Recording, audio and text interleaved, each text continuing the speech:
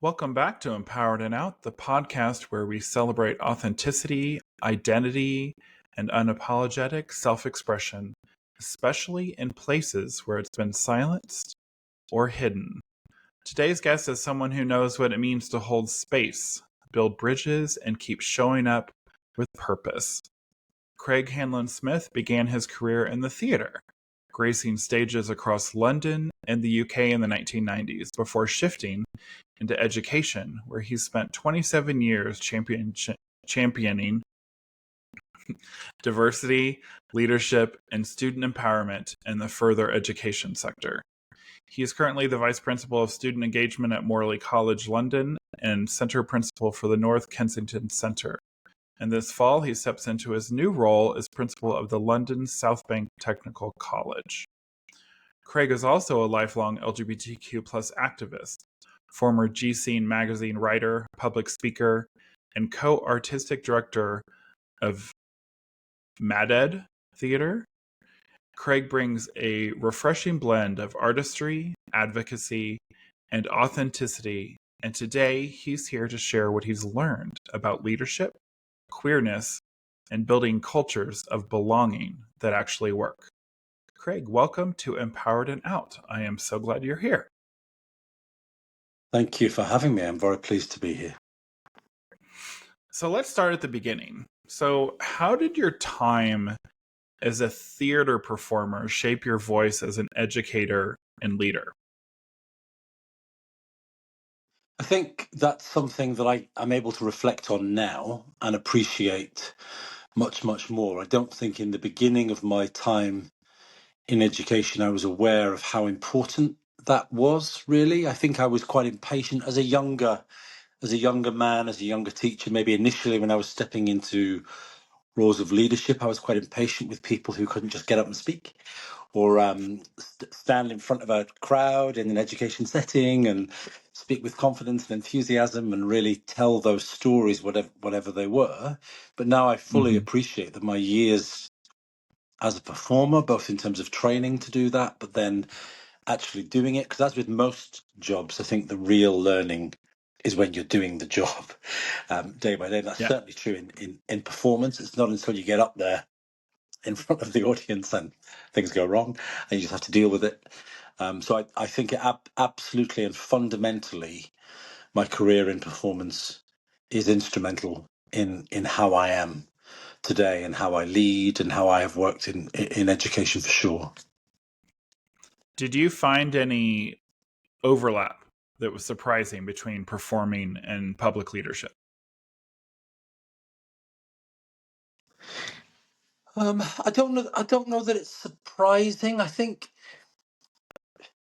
more and more, life can be a bit of a performance, can't it? A lot of what you need to do when you're convincing people that you're the right person for that role, or you're the right person for that situation, or in any situation, you might find you've suddenly just got to get up and do something. I remember being at a friend's wedding, and sort of halfway through the evening's celebrations, her coming over to me and saying, "I did tell you were doing a speech for me this evening, didn't I?"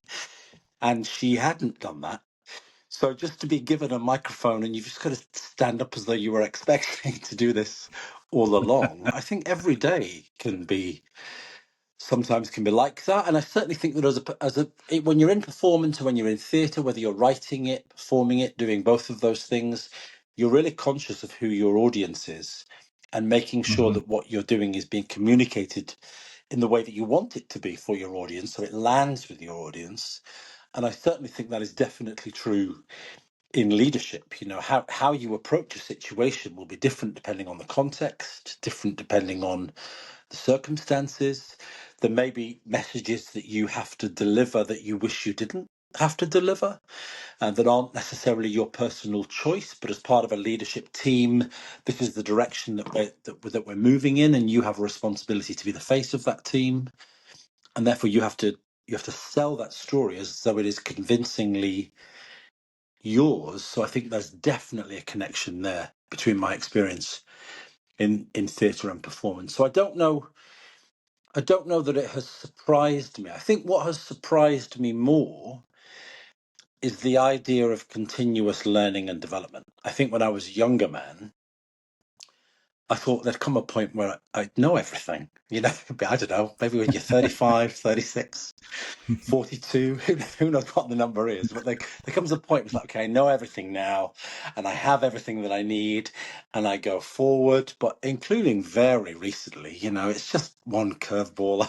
after another, and you're just constantly learning. And I think once you find a place of acceptance with that, that it's okay not to know how to be in every situation. It's okay not to have all the answers. It's also okay to say, I don't have the answer for that. I might need to go and do some thinking about it. I think there's an element of authenticity and freedom in finding that place, that it's okay not to be the finished article. You're not going to be the finished Mhm. article until you're no longer here. And then your entire biography is that is who you are, that is who you were. But we're not there yet. I think you make a really good point because you don't always have to have the answer. And I think it's actually more respectful, especially in a leadership role, if you have to come back and you have to initially say, hey, let me check on that.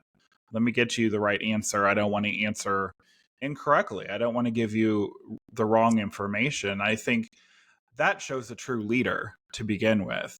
I think those who attempt to be leaders, when they try to give such a quick answer, in truth, it's not showing them a strong leader. It's showing them they can. Now, there's nothing wrong being quick on the fly, like when someone wants to answer you and you need an answer quick.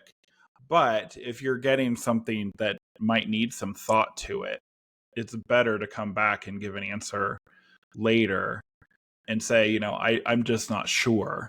And I think it makes sense that you've had so many, you know, years working, with, especially younger people. And you probably do need to come back sometimes and say, hey, let me get a better answer for that, just because they might want a quick answer. But I think it's more authentic and it looks like a more educated answer when you're not necessarily I answering so quickly. I agree completely with that, and also I just think, no man is an island. We're not doing this by ourselves. Whatever it is, there are other people Mm-hmm. to consult, and more. Six brains is usually better than one brain. So even if I do have the answer, it's Mm-hmm. worth talking that through with somebody else. Um, I love it if somebody I'm working with, who perhaps I'm the leader of the team, so technically they're reporting into me, but I love it if somebody comes to me and says, I'm in this situation, I think I've got the answer. This is the situation, this is what my answer would be. I just want to run it by you and see what you think. So I love that they've done their own thinking and they've got their own solution, but then they come to you just to make sure. I'm fascinated by leadership in general, but I'm fascinated by leadership in points of crisis. And I was watching something and reading something recently about the US pilot. Was it Captain Sully? Who Yes. landed the aeroplane on the Hudson River. Mm-hmm. And he instinctively knew, so his life experience, he was in his 50s at this point, his life, his technical, his work experience in that environment, he instinctively knew, I am not going to get this airplane safely to another airport. He knew that. That's his experience. That was his confidence. But he turned to right at the last moment, we're going to land this thing on the water, says to the co-pilot, any other ideas? And actually that nearly, in a sort of a tribunal, because his airline took him to some formal tribunal because they felt that he should have taken it to an island and then we wouldn't have lost the airplane, and the airplane was really expensive. Even though every single person on that airplane survived, nobody Mm-hmm. died, over 100 people, they were taking him to the cleaners because they wanted the plane back. And they used that he was checking with the co-pilot. The fact that you said any ideas to the co-pilot, they used that as a point of being able to kind of pull him down a peg or two. So you clearly didn't know what you were doing. You clearly weren't skilled enough to be in that job. He eventually won the tribunal, and it was proved technically that he could not have safely made it to another airport, and he did the right thing. But it's fascinating listening to him where he said, I genuinely thought I've done everything that I can do, and there's this person sitting next to me. I'm just checking. Any more? Is there another solution to this? And the other guy was, no. I think this is what we need. What we need to do. There's no shame in being the leader. So whatever it may be, and Yeah. asking somebody else, can I just check my thinking with you? I just want to make sure that we're all out of everything else. What are the options? Let's go. Well, and you bring up a good point, because I think that collaborating with someone else and maybe getting their answer, like you said, with a team, it's great to get, you may not agree with it. He was doing it for a safety aspect. It's like, hey, can we do something else? And there's absolutely nothing wrong, because the way most airline pilots work, they aren't necessarily flying all the time with that co-pilot. It's a whole crew, all the, different every, so he may not have ever flown with him and said, hey, even though I have this experience, what do you think? And, in the end, as he should have been, obviously proven that he did the right thing, because when you have that amount of Yeah. experience, you've probably done, I'm hoping that most pilots never have to go with something like that he went through, because I can't imagine being on a plane and that happening while you're flying. But I think I would need to get into my luggage right away and change my pants. But I don't think I could imagine. Well, I'd rather land on the water than landing roughly on the ground, I think. But yeah, it's very Well, interesting. But it's also. I mean, we're talking about this particular example, but I mean, the example there is yeah, you can't ever have practiced that situation. no, You maybe have practiced that in a simulator. You're never going to have done that thing for real. And I think there will always be a situation in any role. Certainly, I have faced this on stage as a performer, and I have faced it in my education career as a teacher. Every teacher will have a story, whereas you are in a class, you've got 30 young people in front of you, and something happens and you have no idea what to say next. Every teacher mm-hmm. will have been in that moment. Every performer will have been on stage where you just can't remember what you're supposed to say or what your next move is supposed to be, and you just have to deal with it in the Yeah, moment. You can stimulate and practice as much as possible, but it's not until you're in it and you just have to go with it. And in that moment of crisis, I think tapping into the brains of the other people in the room is what is really positive as a leader. You don't have to make all of these decisions by yourself. You can check with other people. And I wouldn't ever want to be a leader whereby the people I'm with are afraid to disagree or say, actually, Craig, I don't think that's the way to go. I think we should yeah. maybe look at this option and this option and this option. I would want the environment that I'm in to be open and for people to express a difference of opinion. For sure. So you've spent nearly 30 years working with young people. What's changed most in how LGBTQ plus students are showing up today? And what do you find still needs to shift in how schools and colleges respond? Well, I guess when I came into this almost 30 years ago, there was a piece of legislation in play in the UK, which is often referred to as Section 28. It was actually Clause 28, which was a clause in an existing piece of legislation that was introduced in 1988 by a government who wanted to stop what they considered to be any promotion of what they described at the time. That was LGBTQI was not an acronym then, it was not an abbreviation then, it was not a collection of Right. communities under one umbrella. They mainly just said lesbian and gay. Um, lesbian and gay lifestyles as what was described in the legislation as a pretended family relationship. So anything that was considered promotion, which could include you being open with your students, or a student comes to you and says, "Hey, I'm gay and I'm frightened," you are not to engage in any kind of positive discourse with that that person that suggests what they are experiencing is a pretended family normal situation. In Mhm. reality, nobody was ever prosecuted under that legislation, which lasted until I think the year 2000 in Scotland and 2002 in England and Wales. But the devastating impact it had was to create a culture of silence, whereby through fear of prosecution or through fear of being accused of promoting these lifestyles, people just closed their mouths.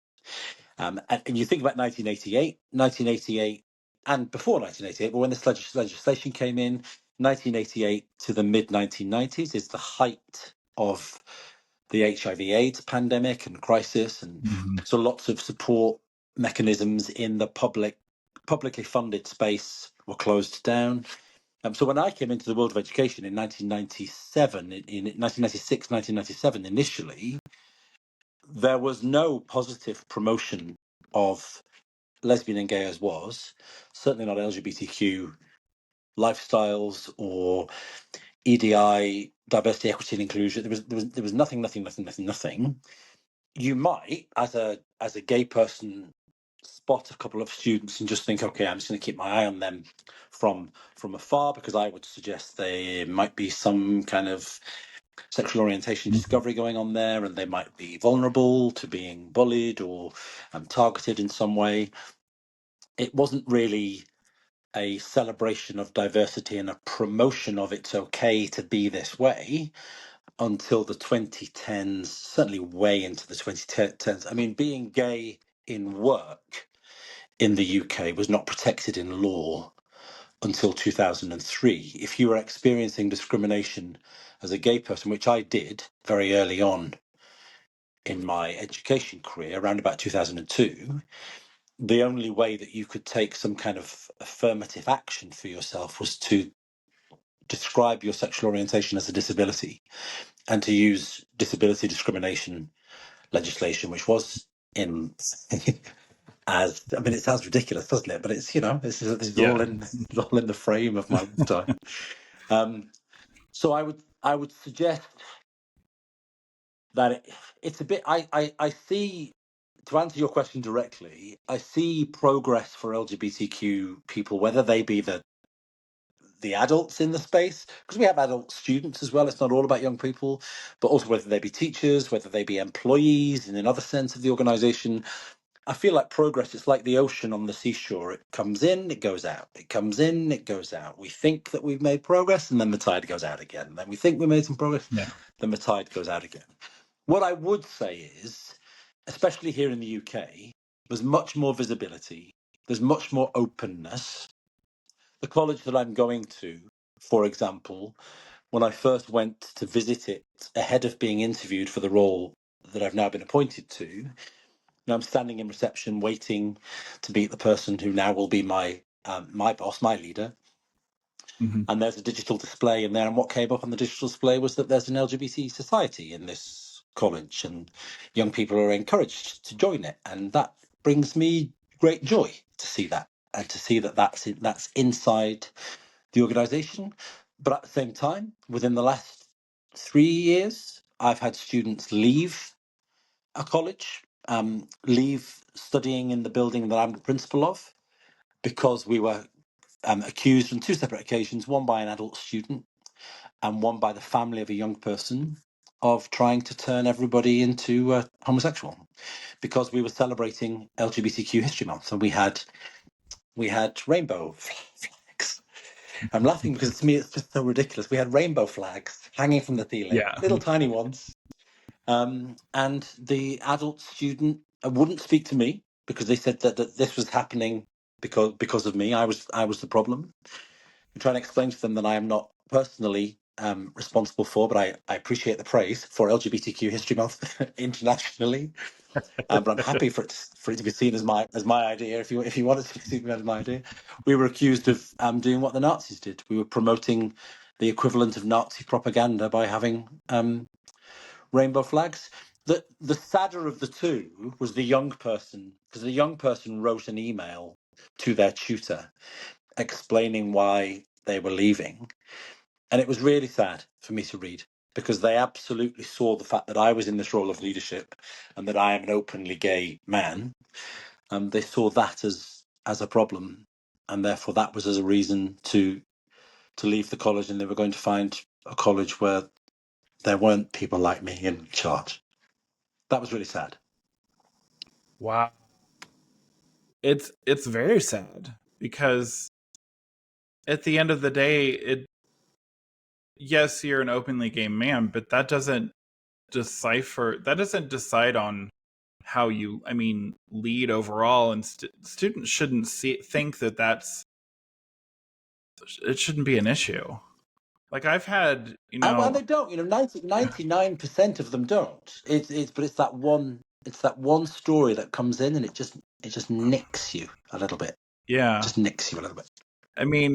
it's just kind of interesting, because you, like, flip it, you can't. There's been complaints about, now, unfortunately, there's complaints about certain, the whole thing, at least here in the US, is books being banned because of whatever they might talk about or share.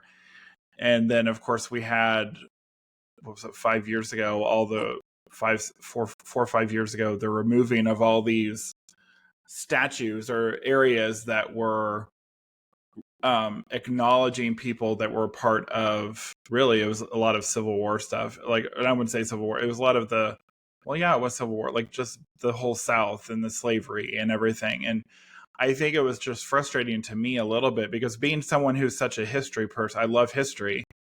If we don't acknowledge the history, how do we ever learn?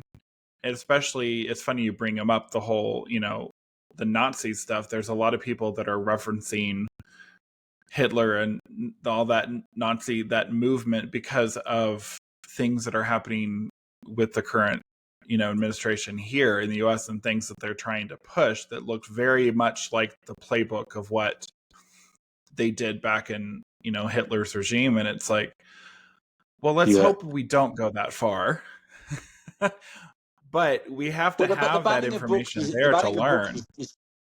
yeah, yeah, and the banning of books is a terrifying place to be in, because really it was the publication of certain works of non-fiction, so around lesbian and gay lifestyles in the 1980s, that brought in this piece of legislation, which was to stop that from happening. So the suggestion that you are giving young people an opportunity to understand, some people have two dads, some people have two mummies, that is somehow a problematic thing to do, I think it's the beginning of a dangerous path. But as is calling everybody a fascist. That everybody's a fascist now, right? So it doesn't matter Oh what yeah. side of the fence that you're sitting on, we call everybody a fascist. It's a point of insanity that we have managed to get ourselves to, where everybody can't be a fascist, right? We can't be saying that everybody who has a strong opinion on every single side of every single fence in every single argument. Not everybody can be a fascist. I think we should all take a moment to breathe, look at the language again, and then come back to the conversation once we've had a bit of a think. Let's go and check with somebody, and then we'll come back and say what we think. The unfortunate thing is that means we want people to be educated. And that's the whole problem with this how we got this person back into office, is people weren't doing their due diligence. They weren't studying. They weren't reading up. And that's why the people that follow, that are the diehards, you try to tell them the right things and they don't accept it.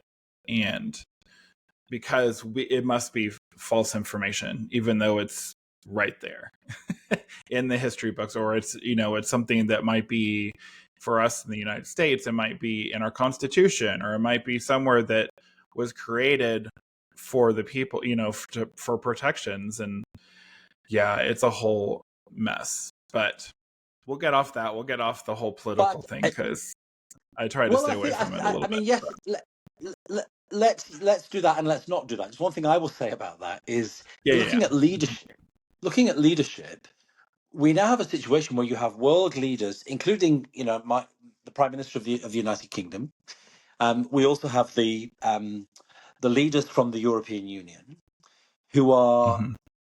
buying into President Trump's narrative as, oh no, he was right. This is these tariffs, and and for me, it's an absolute small model of leadership study, because if you were in an organization or a business whereby that level of frightening autocracy, everybody at the table just now has to start to agree, that's ultimately the end of the business, right? Because it can't Yeah. all be about what one person thinks all of the time, because you get back to that whole conversation we were having earlier around six brains are better than one, as long as those six brains aren't just being subservient to this person because this person's a bit frightening. And if you're in an organization where that happens, you're not serving whatever it is you're supposed to be serving. In education, if I was that guy as the principal, the students will ultimately suffer, because it will all be about what Craig wants and what Craig thinks and what Craig's demons are, rather than what are we here for? What does success look Mm-hmm. like for the users of our service? And how do we best achieve that for them? So that model that we see, and it's not just in the United States, we see it elsewhere, that model of leadership, it's not a successful model in any other No. industry. Yeah, no, I agree. Yeah. So, um, you're known for your unapologetically authentic leadership style. So, how do you stay grounded in that, especially in institutional spaces that aren't always built for people like us? It's a really interesting question, because you are known for your unapologetically authentic leadership style. Yes, I am, but sometimes it's not wanted. Sometimes Yeah. I've just recently undertaken a leadership development program, which was around authentic leadership. It's called Leading Authentically, and that was a really interesting program because there were two people who were running it, and one of them was a former college principal, and one of them is a psychotherapist. So you were really looking at, what have you got going on as a leader, that's Mm-hmm. actually really helpful in this situation that you're in, and what have you got going on, from your past, from your present, from your little idiosyncratic nuances that are particular to you, that actually is going to be a problem in if you don't think about it, if you don't evaluate it, if you don't reflect on it in that position of leadership. So I think sometimes, and something that I explored on that program was, what if your authentic self is not wanted? And there will be some spaces that you will find yourself in, and I have found myself in these spaces occasionally, where actually you're not the right fit for that organization, or you're not the Mm-hmm. right fit for that role in that organization, and you may have to go and do something else somewhere else, and that is okay. If actually Yeah. you can't be yourself, if you are stifled, if your ideas are not, they're not welcome, or you're just there to be an image around the table rather than an active participant that is presenting information of value and that is acted upon, then maybe you're not in the right environment. That said, there are also ways in which to present your authenticity, and some of that I've learned a less smooth path to get to where I'm going, shall we say, rather than learning the hard way. Because sometimes you will say things, and actually that's not the way to say them. Yeah. You got to take the people with you. You got to take the team with you. If that's your view, great. How am I going to communicate that in a successful way? in a way that is ultimately going to be heard, because you want to be heard, and then you want what you're offering and what you're sharing to be part of what comes next. It's a challenge because institutions are built around rules and regulations, many of which are absolutely vital and they're important, but some of which are rooted in what used to be, or what is no longer relevant. Sometimes you get ideas, especially working in a publicly funded education space. I'm very careful what I say here. There are rules and regulations that come from the government, and you can roll your eyes at them, but they are what they are. And some of those things you have to drive forward and say, this is what we're going to do. But there's a way to do it, which I think is also, for me, is making sure that people see that you're honest, making people see that you are true to your word. So if you say you're going to do something, do it. So therefore, don't overpromise. I can remember starting a job at one point and thinking my approach to starting this job is going to be, the answer is yes. What is the question? Well, that is a disastrous strategy, because the answer cannot be yes to every single question.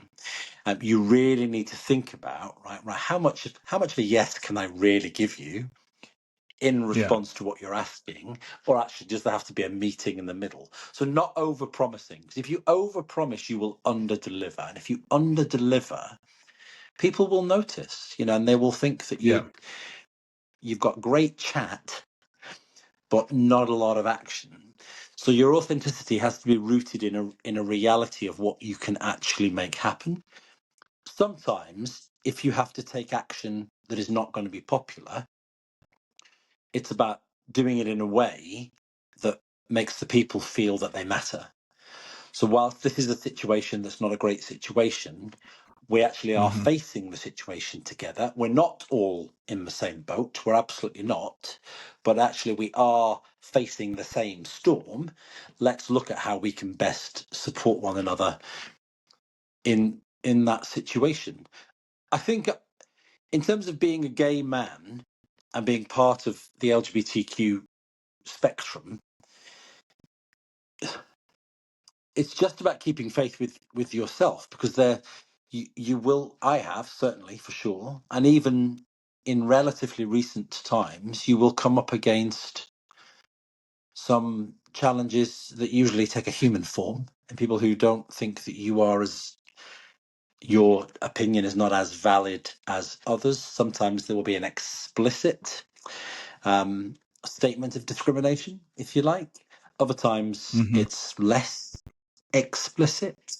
So keeping faith with yourself. Those stories that I mentioned earlier about students leaving because you are a gay leader and therefore you are washing the universe pink.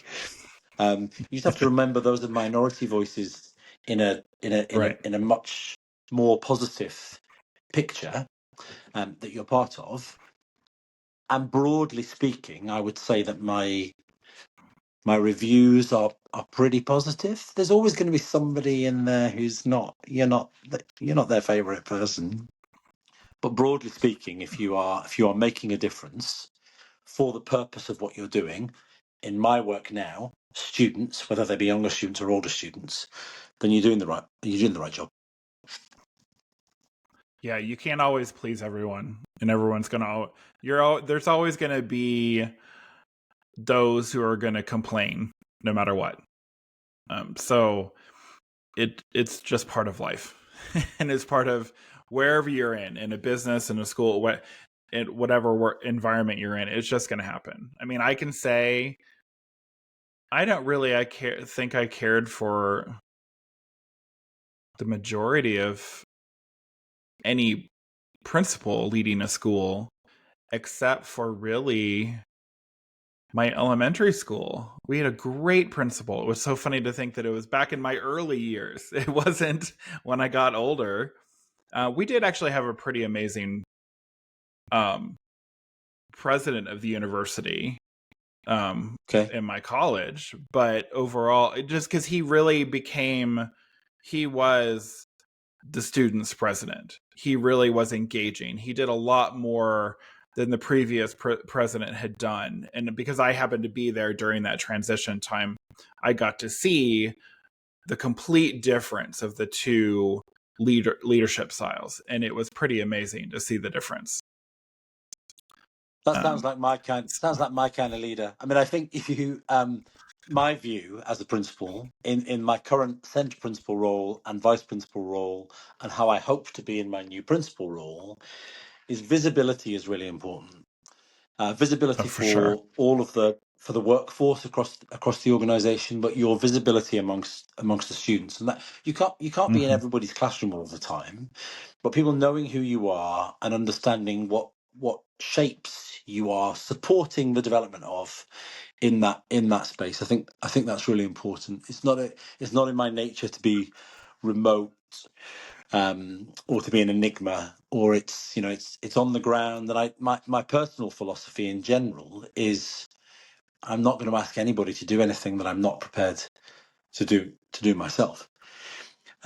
Whether that's picking up litter that's outside the front of the building, I'm not going to come in and say to Mm-hmm. somebody else, "There's litter on the floor," or whether it's actually meeting a group of disgruntled parents who are a bit shouty.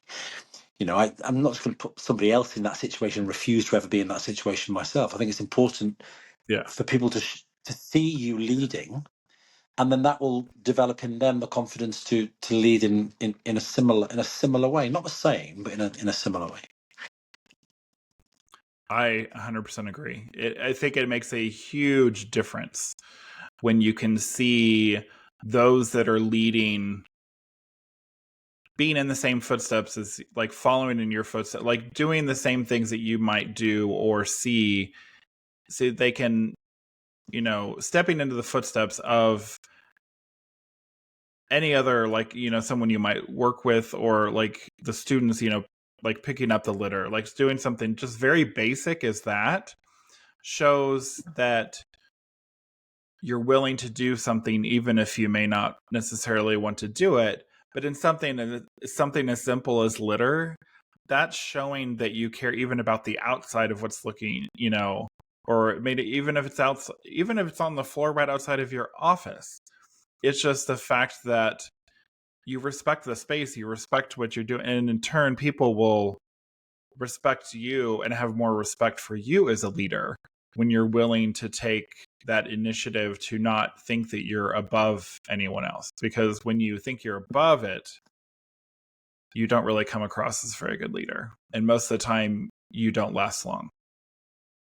The litter analogy is an interesting one, because years ago, we're talking 22, 23 years ago, I was picking up a piece of litter from a car park in a college that I was working with, and the principal was showing a guest around the building. And they came straight over to me, and the guest with the principal said to me, "We've just seen you pick up that litter, and I've just been telling your principal that means he is going to be a principal one day."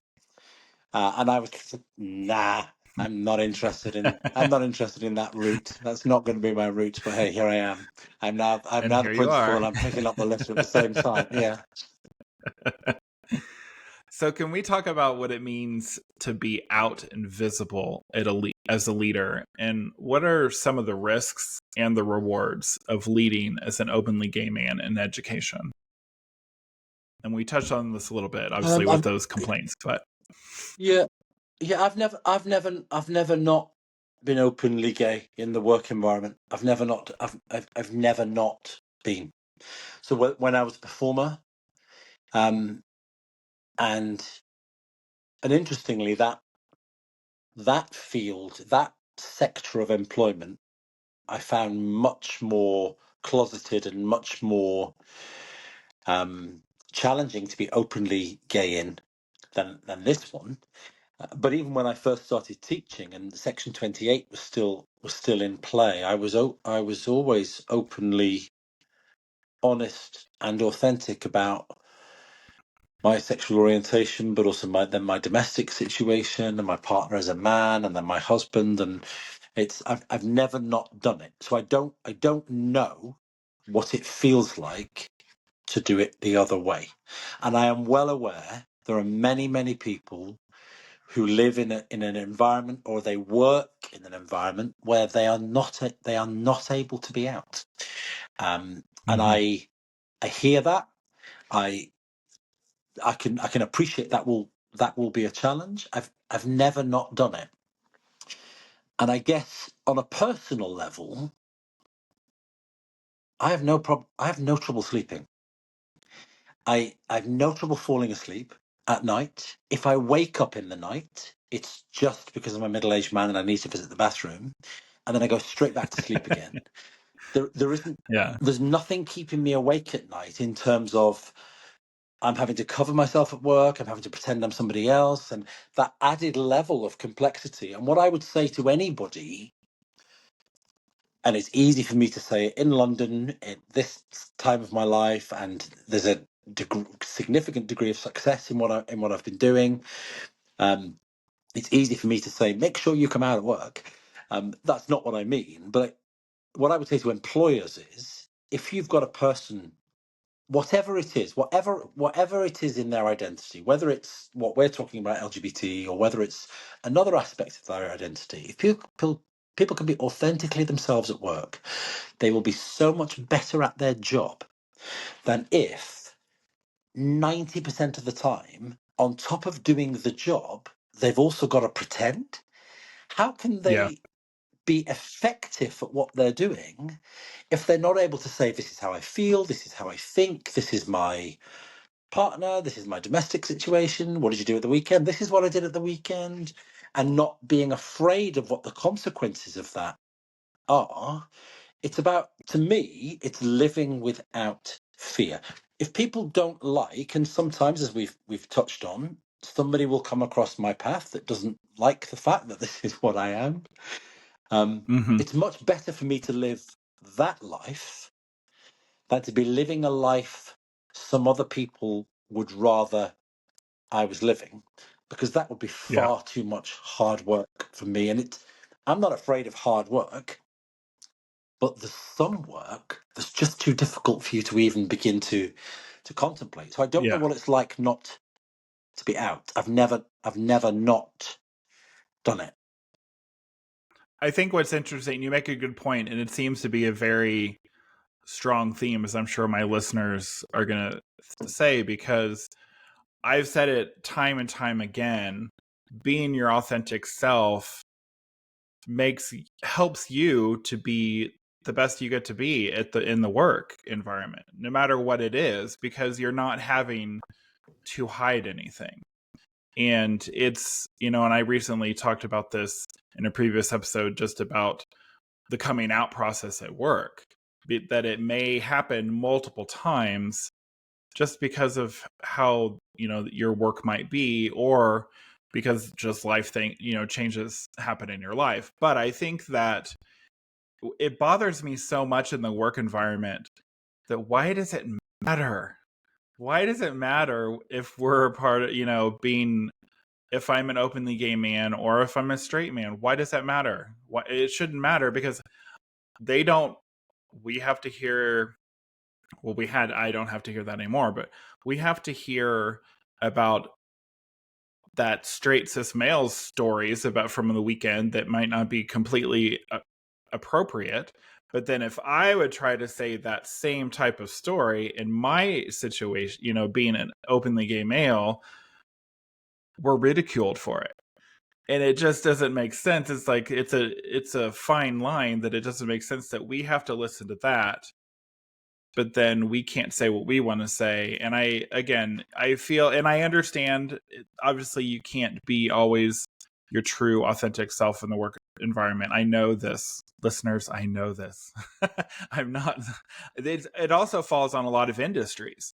There's definitely a lot of industries where it's just not common practice to be able to be yourself. But again, I think that these companies need to welcome to the modern age. This is what people are people. I would rather have someone that is, their true authentic self, because they're the ones who are going to become the leaders. They're the ones who are making the changes. They're the ones who are driving the initiatives to try to get things done when they get to be themselves.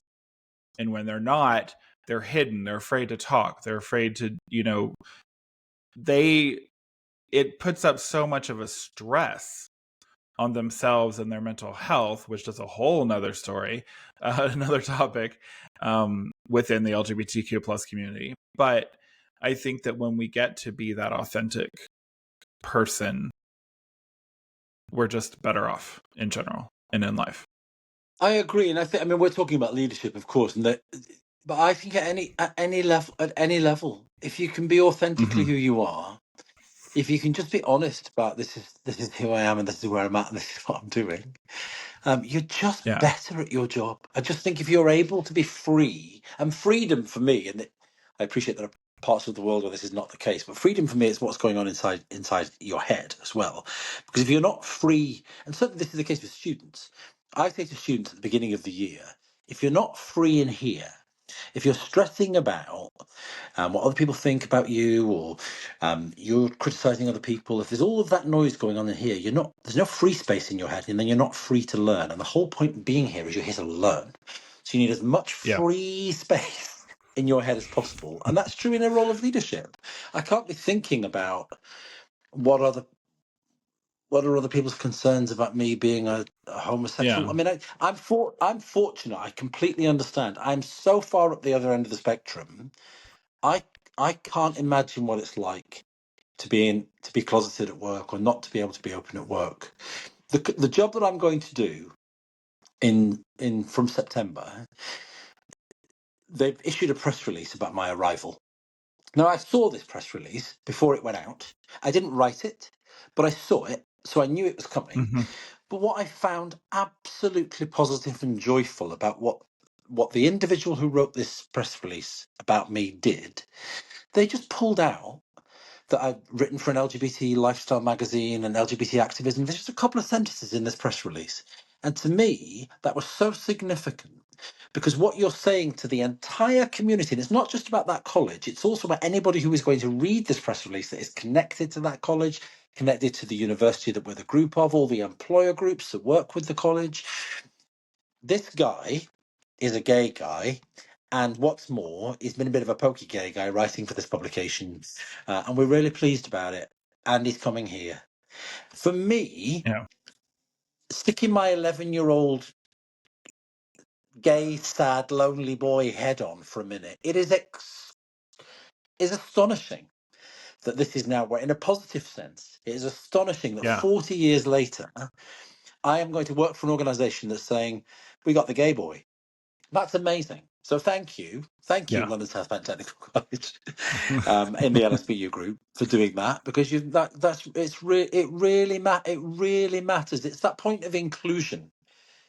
Sometimes to 100%. Yeah. include, you really have to put it to the front. It's not just about letting them have a seat. You actually have to put Mm-hmm. it at the front, because by including them, you really include them. And if you just don't mention it, oh, we know he's gay, but just don't say anything, you are excluding. Even though you don't mean to exclude, you are excluding. So I feel, before I've even started this job, I feel included in the most celebrated way. And I know that that makes me fortunate. Oh, very much so. I was going to say one last, thing kind of about well, not really the last thing. I'm sure we're going to still keep talking about leadership. But one of the things I found, what was very impressive with the last company that I had worked with a couple of years ago, was our CEO for the Americas was an openly gay man, and he proudly said that had been with his partner for 20. They'd been together for 25 years. Interestingly enough, he did lead the LGBTQ. He was the executive sponsor for the LGBTQ plus employee resource group, and I thought that was. And I mean, I don't know if he chose that because that was done before I even came to the company, but I have to say, I literally walked with him in our Pride Parade when we were in the Pride. I mean, That's excellent. it was just kind of like, I'm walking with the CEO of a company that is an openly gay man. This is amazing, because this did Yeah, not at happen fact. in Yeah, any other work I've yeah, ever been in. And I mean, I feel fortunate living here in Colorado because we do have the very first openly gay governor of any state in the United okay. States. And that says a lot in Uh huh. itself, but it was really, really the best way I can say it, was just really cool to see that the leader of an organization was Yeah. comfortable Visibility enough. matters. Yeah. 100%. I think that's what actually, to put it like, it sold me on the company to begin with. When I saw their openness, Yeah. their acceptance, their their inclusivity, I was like, okay, this is where I want to work. Now things happened, and I'm obviously a coach and a host of a podcast now, but it was a great time in my life that it said, okay, there are companies out here like this. There are going to be Yeah. people that can And I, go and work in this environment. and I think that level of openness at a senior level, it also supports people who perhaps aren't LGBT, but will see, well, if that person is, they're putting themselves out there. There are other diversities. There are other equitable and equally in need of inclusion demographics. That actually, as long as we make sure that in that position of leadership, I'm being open about mine and I am welcoming in the others. Yes, for sure. So, Mad Ed Theater and your work with G Scene show how creative Yeah. expression has always been a part of your activism. How do you see storytelling as a tool for change, especially for queer folks? That's a good question. I Before the pandemic, I went to a literary event in Brighton on the south coast of England, and Dustin Lance Black was speaking at it. Dustin Lance Black, for those people who aren't familiar with his work, he wrote the screenplay and won an Oscar for Milk. He was actually at this literary event. He was promoting his memoir, which is called Mama's Boy, which is about growing up gay in a Mormon community. And he said, I remember it really clearly, the people to invite to your dinner table are the people that you do not agree with. Because it's in Mm. those civilized conversations where you can share stories and you can listen to other people's stories. And whilst you might still not agree with them, you will have a better understanding of where they're at and where they're coming from. Because quite often people's positions that they take, it comes from a place of truth in themselves. Mm-hmm. And we're in such a spot now, I think, all over the world, certainly in the last 9, 10 years, where everybody's shouting. And everybody is so busy shouting, whatever the issue. We're talking about leadership, we're talking about LGBT leadership, but there's many other issues you could name. We're so busy shouting, it's not possible for us to listen. And if we never listen, we're never taking into account what anybody else has to say. We're never sitting in the seat and saying to the co-pilot, have you got any ideas? Because we're so busy Mm-hmm. shouting that we're not listening. And if you're not listening, you can't be effective. If I'm not listening in a position of leadership, even if these people are irritating me, if they're saying something, they're saying it because for them that is a point of truth. It is coming. There is something coming from them. It might be fear. It might be concern. They might be nervous about it for a particular reason. Listen to what they have to say, because if you understand where they're at, you will be better placed to either challenge it, support it, calm it, maybe come at what you need to come at from a slightly different perspective to take into account the feedback that they're giving you. And you can only do that if you listen. And if you listen, you will create an environment where people will then listen to you. And stories are about listening. We have some terrible situations in the world at the moment where it seems to me there is an immovable need in some people, and some people in significant positions of leadership. There is an immovable need to be right. And my need to be right is what is important.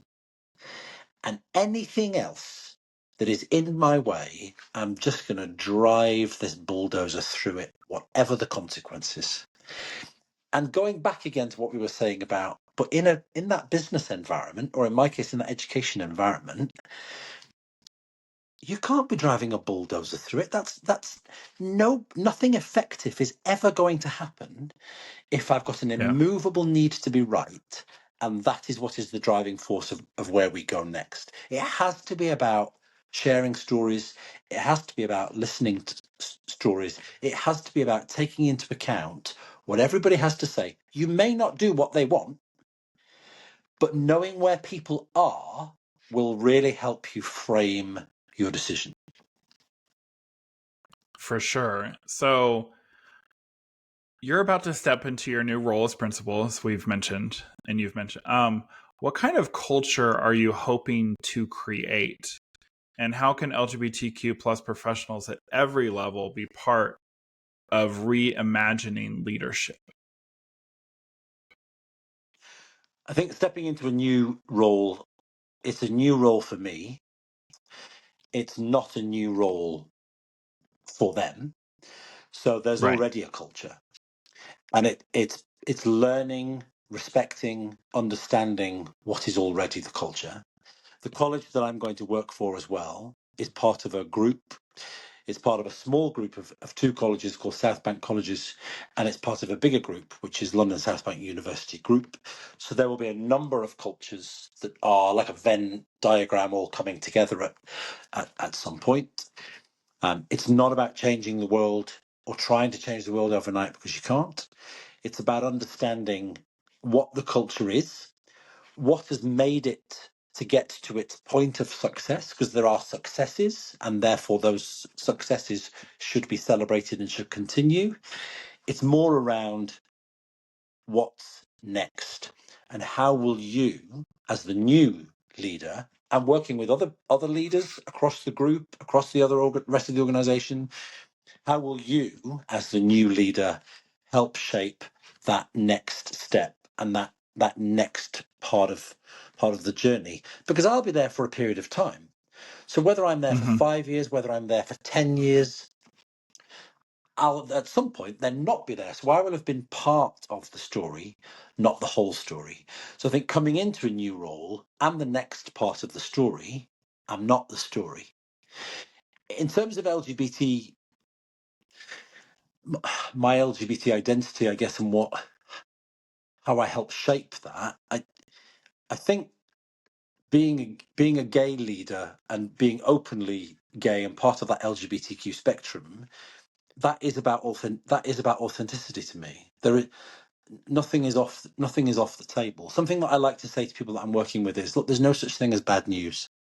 Even if you think that's bad news, better not tell him. No, tell me. There's no such thing as bad news. It's all information. Put the information on the table, then let's decide together what we're going to do with that Mm-hmm. information. There are some challenges that I have faced as a gay person, that I've had to go home and tell my parents that their son is a homosexual.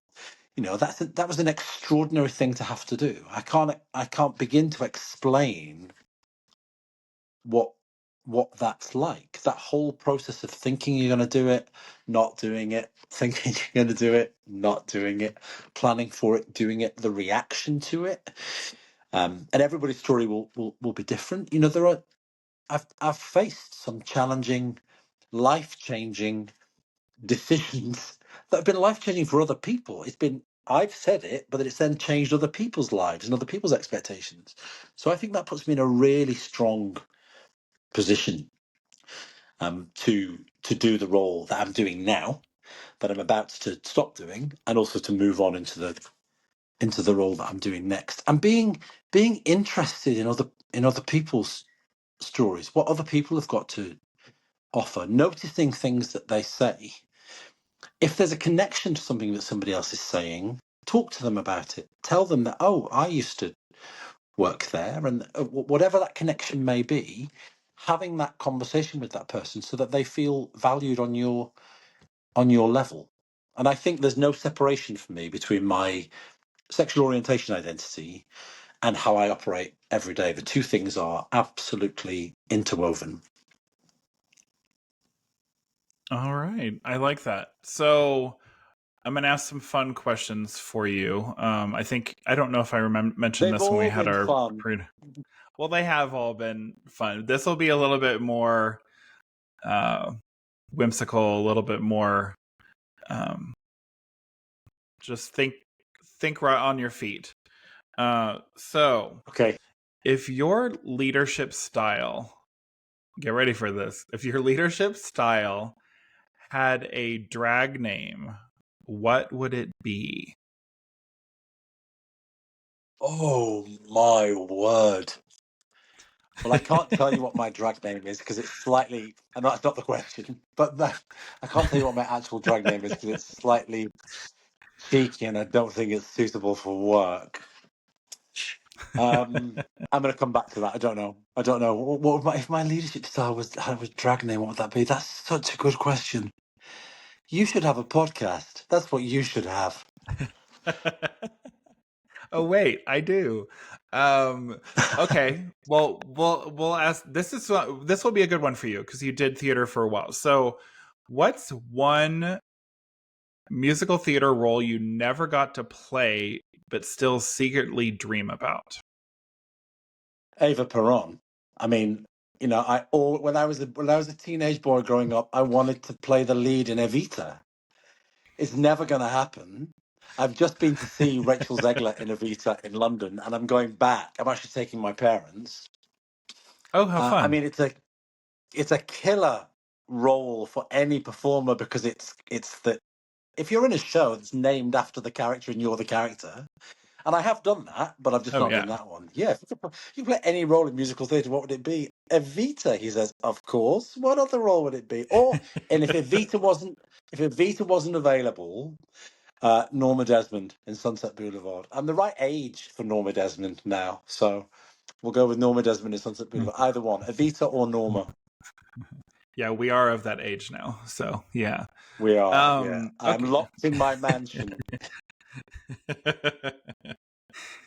So you have 30 seconds to give a TED talk with no prep. What's your title? And go. What's the title of the TED Talk? Yeah. Why me? This is why. Oh, I like that. Okay. Okay, we're coming back. What's your leadership style? If your leadership style had a drag name, what would it be? Oh, tutti frutti. Nice. All right. I like those. I Those can are just fun. I I can like just that. now see the board of trustees who have appointed me to my new role just writing me a letter saying we're really sorry, but Well, I'll let you come back and save yourself a little bit here. So, Craig, what piece of advice or tip, actionable tip, could you leave our listeners today from our conversation?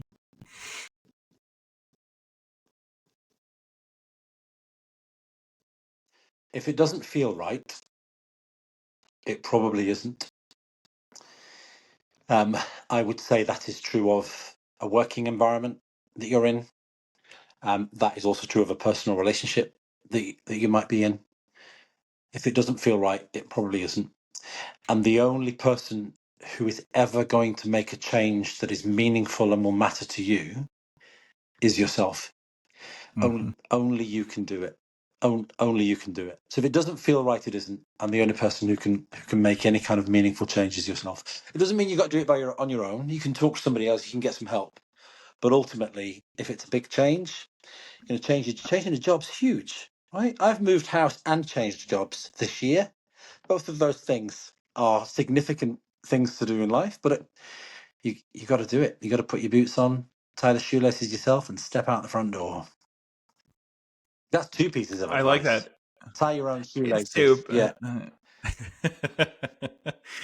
But it's good advice because I think that most of the time there are times that we second guess or we question, should we do that? Should we not? And I think some of it, as you probably are going to agree when I say, I think some of it comes with age and learning and things we've learned. I mean, we definitely I'm pretty sure I didn't go with what I thought first off when I was younger. Oh, I shouldn't do that. Oh, do you want to do this? Oh, is this the person I should be with? Instead, I was like, oh, well, I want to have, I want to have a boyfriend right now. Or I want to have, this role, I'm just going to go and do it. Where now I take a step back and think about, okay, well, listen, what's it going to do for me? How is that going to affect me in the long run? And I think that a good example is my partner and I. We've now been together, we've been together over 11 years. And what I've ever thought that I was going to meet the partner that I've been with for 11 years on the internet, no, not necessarily, but as we kind of know, being in it's definitely more prevalent now. But I feel that back then, finding an actual true relationship that was going to last from someone online, especially someone who wasn't even in the same state or city that we were in. I mean, we made it work. We did the long distance for a year before I moved out here. But we have our challenges, like every couple does at times. But I think that I made the right decision. I knew that it was the right for me and it was right for us as a couple. And obviously And we kind of once you joke feel and something's right as well, you'll put the work in, right? Because yeah. Oh yeah. if it doesn't feel right, you won't put the work in. If it doesn't feel right, you won't put the work in. And all those, something will come along, or let's just see what happened, or things will work themselves out. Things will not work themselves out. Things don't work themselves out. You need Yeah. people to do things. Even if that doing things is writing a bit of code, it's the person that has to do it. You need to do it to do the working out. And whether that's a personal relationship or a professional relationship in a working environment, when it feels right, you will know it. When I went for my interview for this job that I'm about to start, it was a 2-day interview, and it just felt right. Every single part of every aspect of activity and testing and assessment they were getting me to do, all of it just felt absolutely synchronistically like this is what's supposed to happen. This is what's supposed to happen. And of course, there was doubt. What if I don't get it? Oh, they said they call me by 6. It's now 7:15. Oh, the phone's ringing. Of course, you've got those little voices in your head that they might not offer me the job. But then they've offered me the job. Yeah. That also feels right. It all feels right. It feels right. So when it Mm-hmm. feels right, you'll know. But it's not going to be plain sailing. Even when it feels right, it's not going to work itself out. You've got to tie your own shoelaces, put your boots on, and get out the door. You've got to do it. So whatever it is, you've got to take the action. I love that. I'm going to follow up one thing and then we're going to end this time together. But perfect example is me getting into coaching and doing this podcast. I knew it was the right time. Everything felt right. I've said this numerous times during other interviews that this time during this podcast is I knew this was right. Everything felt right. This is my third podcast to do, but everything felt right. Everything was lining up. And like I've said this before, I said this to you in our pre-interview that we did, as well as now. Like, I am so humbled by the amount of outpouring that I got to have that. So many people have wanted to come on here, and funny that you chatted with someone that we know, Paul Taylor Pitt. He and I, our Yeah. conversation, he's like, he goes, no, but you were right. Like, you're in the right, you're doing what you're supposed to be doing. Yeah. And Yeah, absolutely. I can Yeah. tell you, even 5 years ago when I started my first podcast, there is no way I can 100% tell you. Maybe it was because of the state of everything going on in our country at the time. I was not comfortable enough to have some of the conversations that I've had already since this podcast has started. I wasn't that comfortable to be able to say that. And now, for the listeners, I have a rainbow background behind me as part of my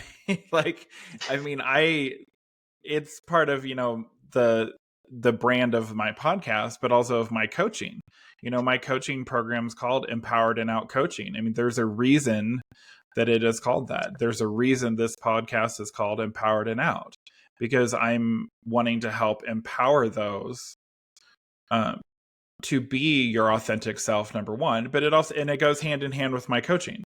I want to help those people in our community to have that voice, to stand up, to never feel ashamed for what you have to say and do, because we were all created, no matter what you believe in a higher power, whatever, we were all created to be unique and be different and not be the same, and to stand up for Yeah, what we for believe sure. in. And when you Yeah. don't do that, you leave yourself like questioning. You question, oh, should I have done, or why didn't I do that? Or why did, if you're questioning still by the time we get to the end of our lives, I feel sorry for you. Like, I feel sorry that you didn't, because I feel that when you truly live the authenticity and you live how you want to live, and you're comfortable enough, and the time that I've been in Colorado, I've been here now about 10 years. Well, it'll be over 10 years once this airs. I have been in more pride parades, participating in a pride parade, than in my entire life living in where I came from, because I felt comfortable. I felt that I could do it. I didn't feel scared. I didn't feel ashamed. Okay, maybe the first year I felt a little scared, and that wasn't because of who I am. That was because that was less than a month after the whole shooting that had happened in Florida. And so Okay. it gave Yeah, sure. Yeah. a lot of people were scared. But it didn't stop us from walking in the parade and proudly walking in the parade, because of, we still have something to do. We still are who we are. But I want to say thank you today, Craig. Thank you for sharing your voice, your journey, your unapologetic leadership with us today.